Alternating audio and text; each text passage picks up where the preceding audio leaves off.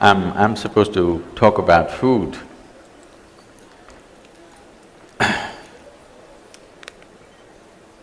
When we say food,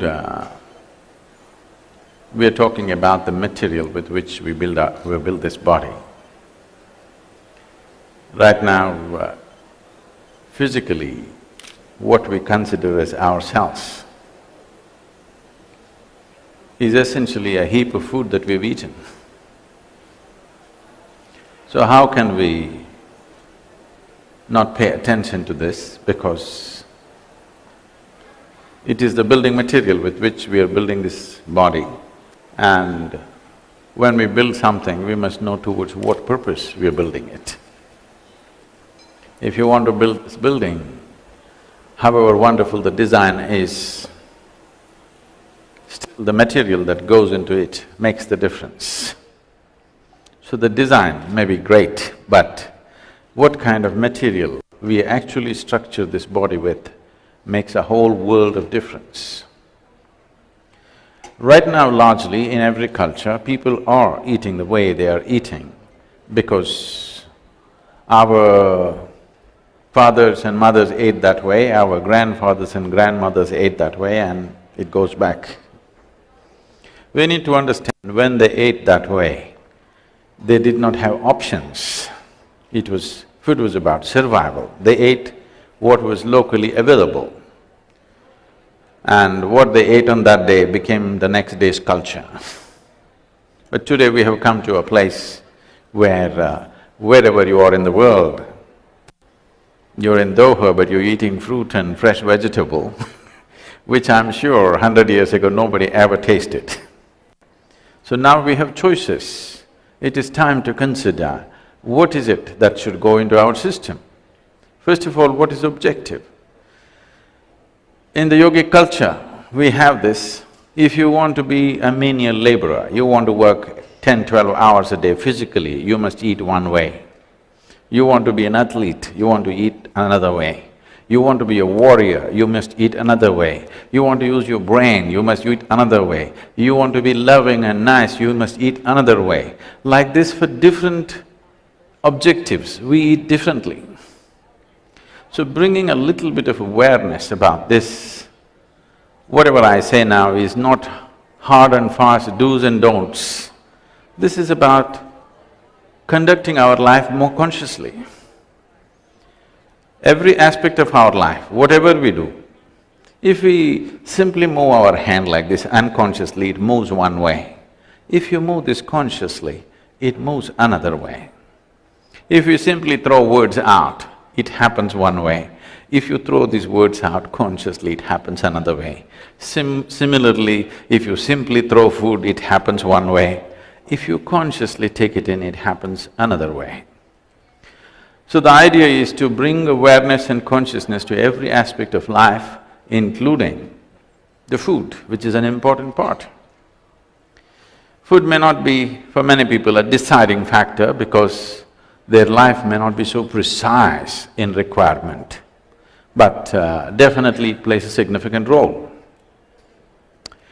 For example, taking myself as an example, the level of activity that happens in our day-to-day life, we are 7 days of the week, 365 days working, 20 hours a day at least. For almost 25 years, I managed with only 2.5 hours of average sleep per night. Now I'm getting little lazy and I'm stretching it to 4 hours or sometimes a little more. The choice is this: do you want to live? Have we come here to live and experience life, or are we here to somehow avoid life and die one day? If you're sleeping 8 to 10 hours a day in 24 hours, that means you're effectively sleeping away 45 to 50% of your life.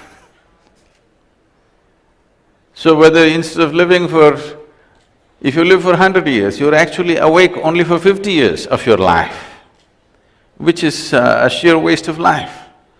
So this must be very clear. Are we here to experience and know the vibrance of life in its fullest depth and dimension, or are we here to somehow pass it and be done with it?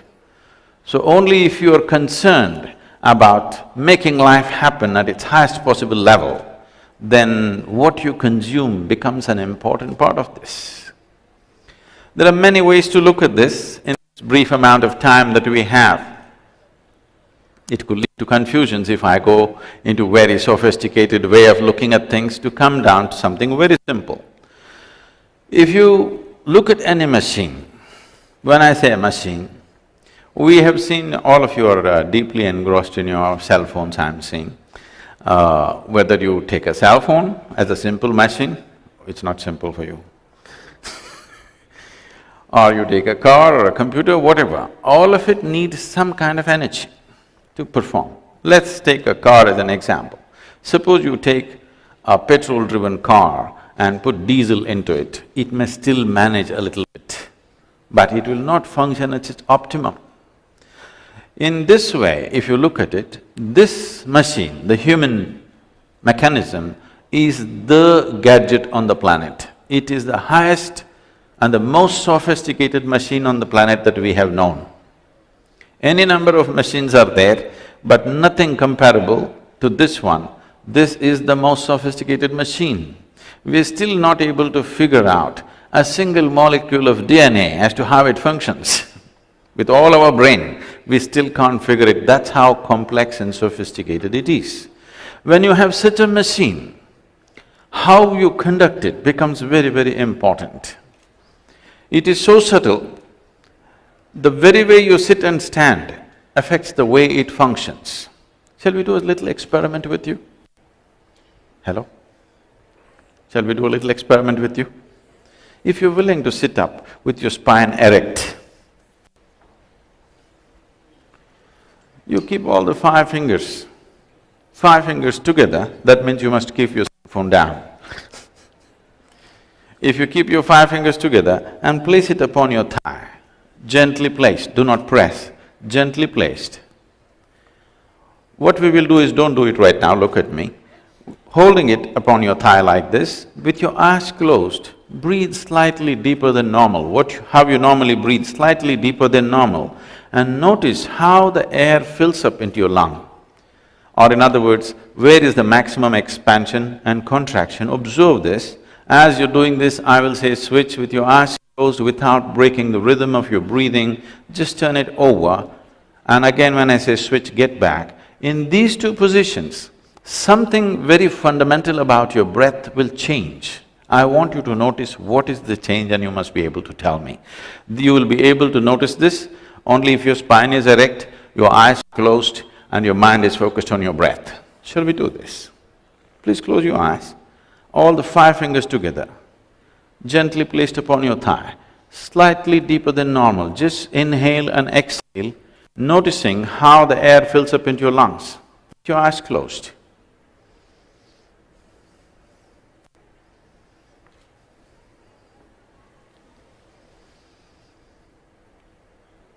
Switch, turn your hands over.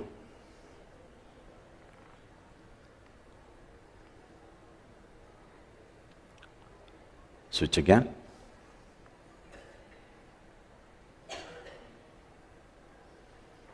Please open your eyes. Do you notice some change between the two? Can you tell me what's the change?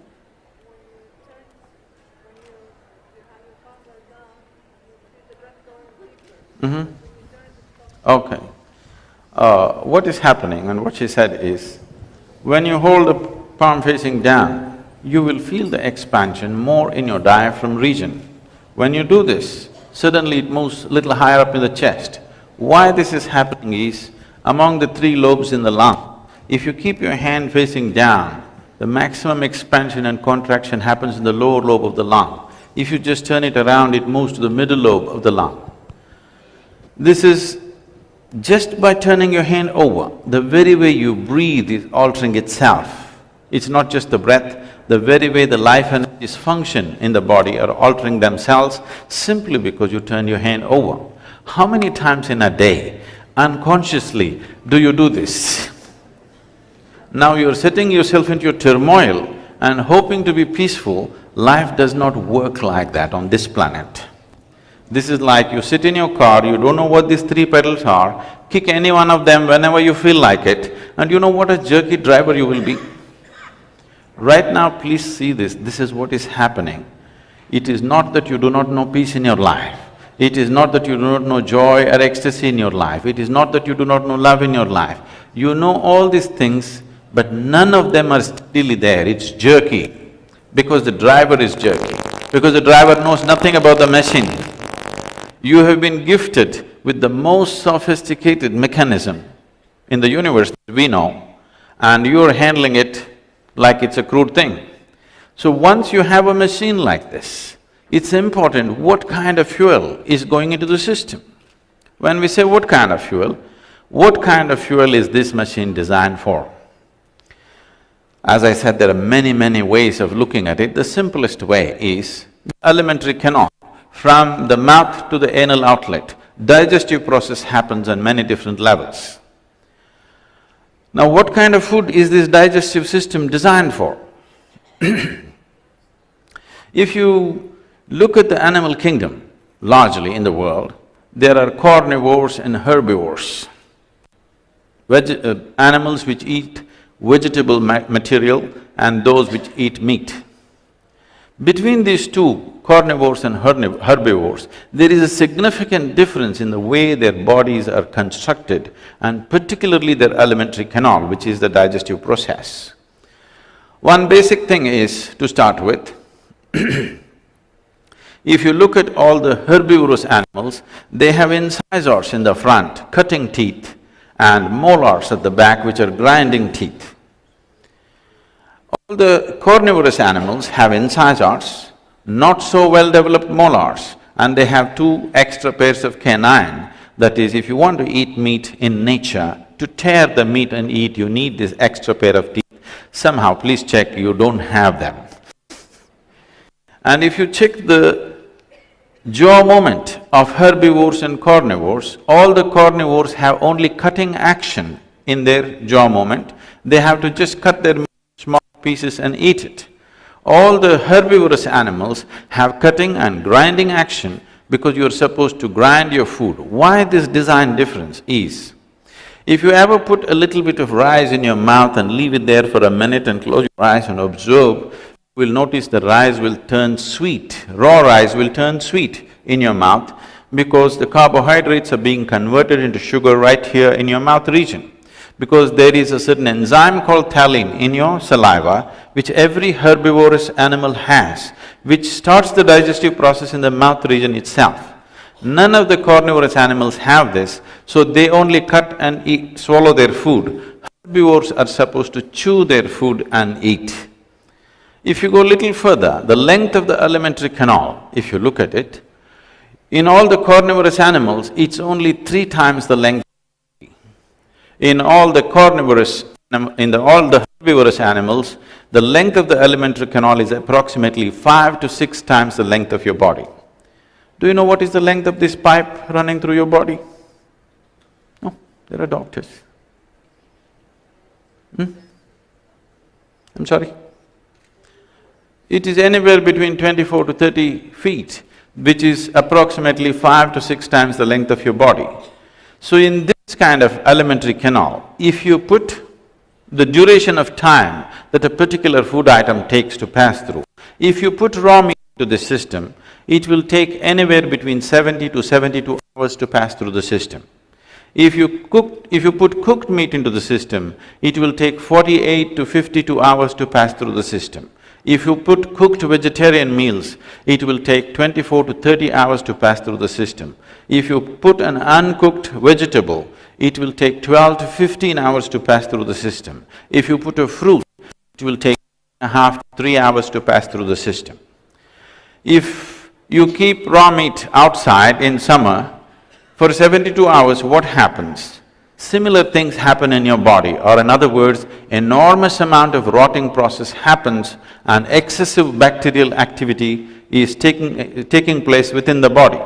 Keeping these bacterial levels lower in the body becomes the biggest function that the body is doing right now, which makes one… I see that with regular lunch, dinner these everywhere, either coffee or worse, Coke is being served, because without that, most people will fall asleep on the table, because that is the nature of food that we are consuming. The level of inertia that this food is creating is such. Now, all the doctors, particularly in the West, are saying minimum 8 hours you must sleep. Sleep is not a requirement in the body. Restfulness is a requirement in the body. When I say restfulness, right now I'm standing, walking and speaking, but if you check my pulse on an empty stomach, you will see my pulse will be somewhere between 36 to 44. Right now, it may be in the range of around 50.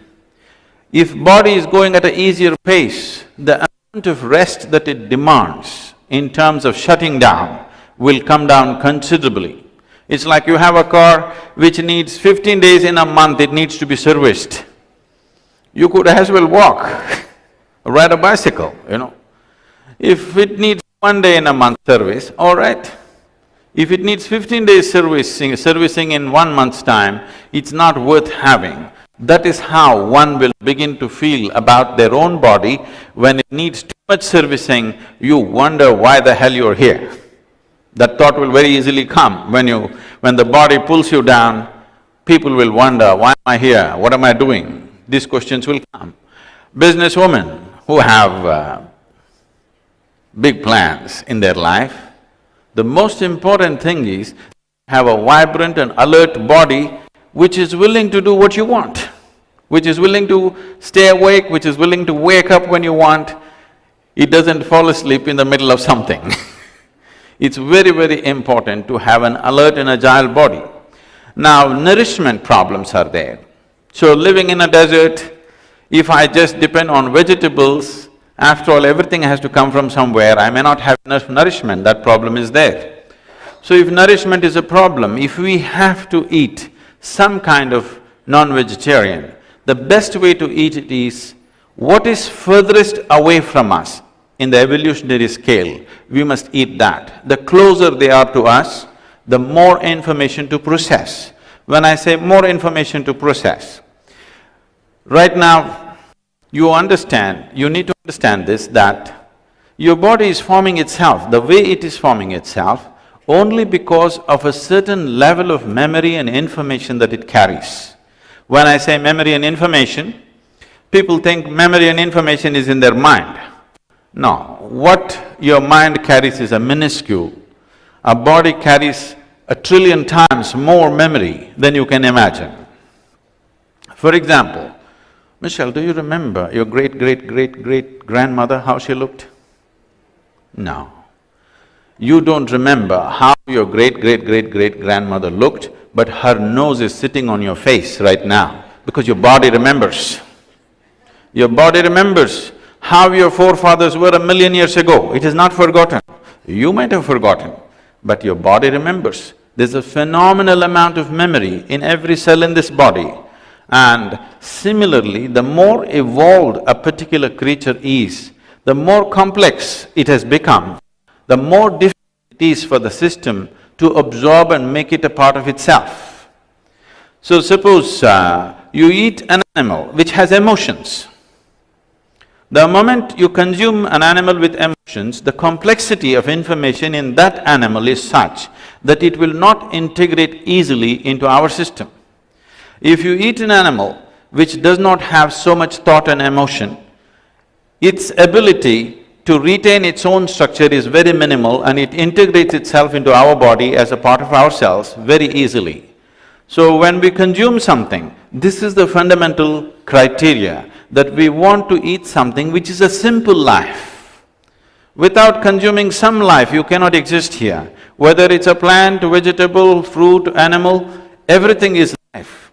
Now the idea is to consume a simpler life which has less capability of thought and emotion. The more capability it has, your ability to integrate that will become less, or in other words, the nature of that animal will start manifesting within ourselves in some ways. It is not that if you eat a camel, you will become a camel tomorrow morning. But over a period of time, a little camalistic trends can come. So, unless when somebody is extraordinarily physically active, they are able to manage this to some extent. As physical activity comes down, how consciously you eat makes a world of difference. A human being need not be serviced for 8 hours a day. If only if he or she eats properly, the kind of food substance which easily integrates into the system, the kind of food substance that will not create inertia, but it will create dynamism, the kind of food substance which will not need to stay in the body for long periods of time, something that passes through the system quickly. Carnivorous animals have a short alimentary canal because meat passes through the system slowly. Herbivores have a long alimentary canal because vegetable matter passes through the system very quickly.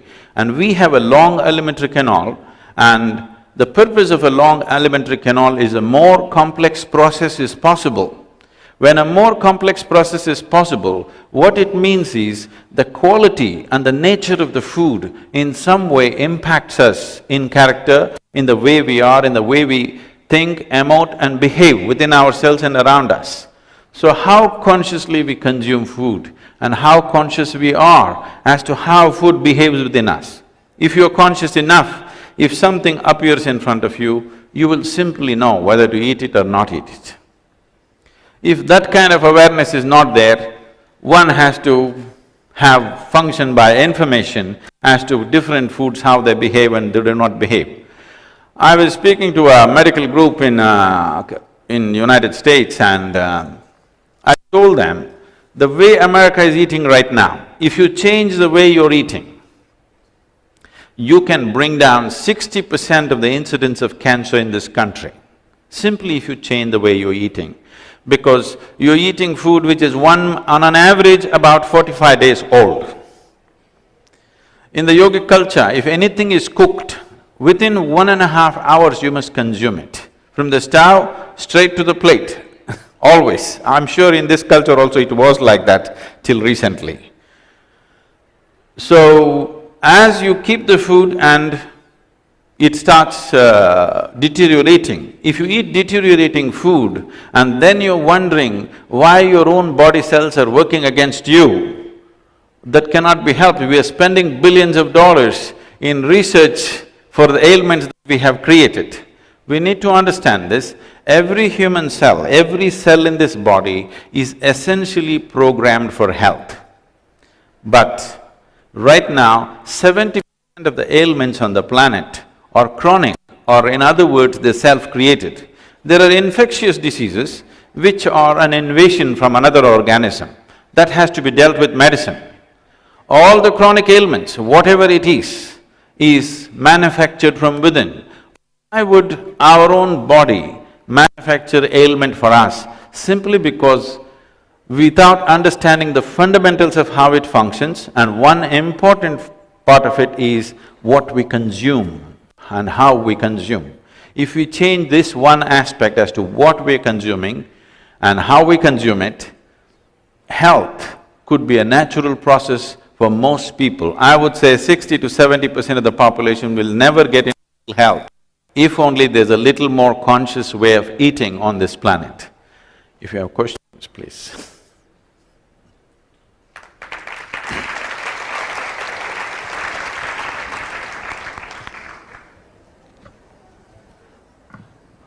Please.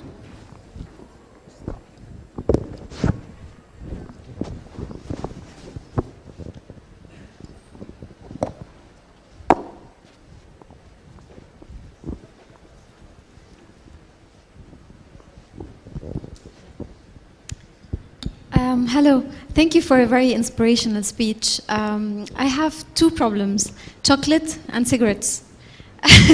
And I know I need to stop them, but what is your advice for me to have more self-control? Thank you. A cigarette is not a foodstuff, so I will leave it alone. About chocolates, it happened one day on the Florida beach. A man was walking and he found a lamp, a kind of a lantern which was sticking out of the sand. He took it out and just to check what it is, took his shirt and just wiped it, and lo, a genie arrived. You heard the story before. So the genie said, 3 gifts, whatever you want, 3 boons I will give you, what do you want? He said, wow, I want a red Ferrari. Right there on the beach, a red Ferrari arrived. Then he said, wow, this is for real, I want $1 million, $1 million in the back seat. Then he said, what is the third one? He thought about it and said, I want to be irresistible to women. He turned into a box of chocolates.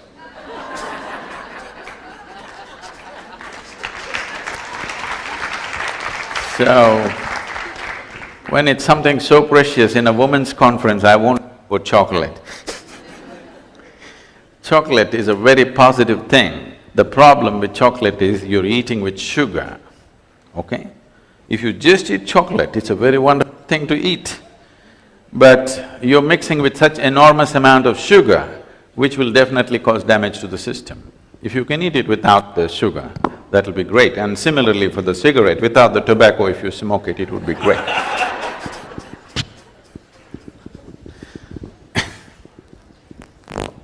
I'm sorry? That's why I said chocolate is great, it's the sugar which is the problem. That's up to you. See, we have gotten used to like a cigarette or coffee or whatever, these are nervous stimulants. If you consume a nervous stimulant, it'll pep you up for a certain amount of time and then dump you. Yeah. So you consume, let's say next 2 years, you consume coffee every day in the morning. One day, if there is no coffee, you will freak, you will get headache, you will get all kinds of problems because you are used to the nervous stimulant now. If you use any kind of stimulant or intoxicant upon your nervous system, your ability to perceive will go down. When I say your ability to perceive, see, if I stand here with my eyes closed, if somebody enters this hall, with my eyes closed, I will tell you what kind of person has entered this hall. Oh, is this some yoga? No, even your dog can do it, isn't it? Yes or no? Your dog is sitting under the sofa, somebody at the door, he knows who has come, yes or no? Does he know or not? He knows. Now, when a dog can know, why is it that you cannot know? Simply because we have dulled our nervous system in so many different ways. First of all, living in urban centers, our nervous system is dulled by excessive input, the type of food that we eat, stimulants, intoxicants, all these things. If you dull your nervous system, the statement that you're making to life is, I want to dodge life, I want to avoid life, I don't want to experience life. So if that is the thing, if we cut a nerve in your spine, you will not experience anything. Shall we do that? You're trying to do it slowly, I'm talking about doing it more efficiently. Is that what you want to do to yourself? Because only if your nervous system is at its highest level of relaxation and alertness, only then you will know life in its entirety. Otherwise, simply what somebody has told you and taught you, that's all you will know. You will not perceive life the way it is. So, whether you're consuming coffee, cigarette, this, that, if by choice somewhere you're doing something, that's up to you, I don't want to get into those aspects of your life. But if it's compulsively happening in your life, it's time you do something. Things that we created should not rule our lives, isn't it? If you're doing everything by choice, consciously, it's up to you. If they are compelling you to do certain things, it's time you worked on it, it's time you did something about it. Please.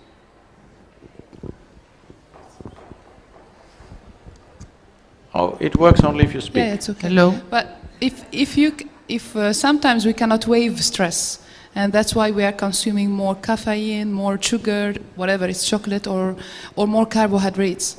So if there are any other equivalents that we can use under stress? I mean food equivalents. So we are addressing this as if stress is a part of your life. This happened to me a few years ago. When I first went to United States, wherever I went, people were talking about stress management. I couldn't understand this. Why are people talking about stress management? My understanding, we manage things which are precious to us, our family, our wealth, our business and whatever else, whatever is precious to us. Why would anybody want to manage stress? It took me a while to understand these people have made a conclusion that stress is a part of their life. Stress is not a part of your life. You must understand this. You're stressful not because you have children, you're stressful not because you have a business to run, you're stressful not because life is not going the way you think it should be going. You're stressful simply because you do not know how to handle yourself. Your own body, your own mind, your own emotion and your own energies are in conflict with each other. They're in a state of friction. If this was well lubricated, there definitely would not be any stress. If this system was going very smoothly within yourself, there would not be any stress. Essentially means friction, isn't it? However wonderful a machine that you may be driving in terms of your car, if you drive it without the engine lubricants or engine oil, it won't last for 10 minutes. The same thing goes for this. If the necessary lubrication is not created, if the necessary alignment is not happened within you, then everything seems stressful. Have you at least noticed this much? What one person thinks is very stressful, another person is dealing with it effortlessly? Yes or no? So it is not a situation which is stressful, it is your inability to manage yourself. When you are given such a sophisticated machine, what I am asking you is, did you ever read the user's manual? No? Did you ever pay attention as to how this functions? Now we just did one simple experiment, this and this. Every day you're doing it, but you think you don't have to pay attention to this. There is a system, there is a whole science as to how to bring attention to every aspect of your life. The very way you sit, stand, breathe, eat, every aspect of your life, if you handle it consciously, you will see it will become something else. There is a whole science. As there is a science and technology to handle the external, there is a whole science and technology to handle the internal. You have to invest certain amount of time in that. We are at a Who's business… speaking, please? We are here, I'm here. Oh. We are at a business women conference. Can you give me in three practical steps how we can manage to be vegetarian, to do yoga, and to manage all the problems that we have around us in this world? In three steps. 1, 2, 3. Practical. Okay. Practical.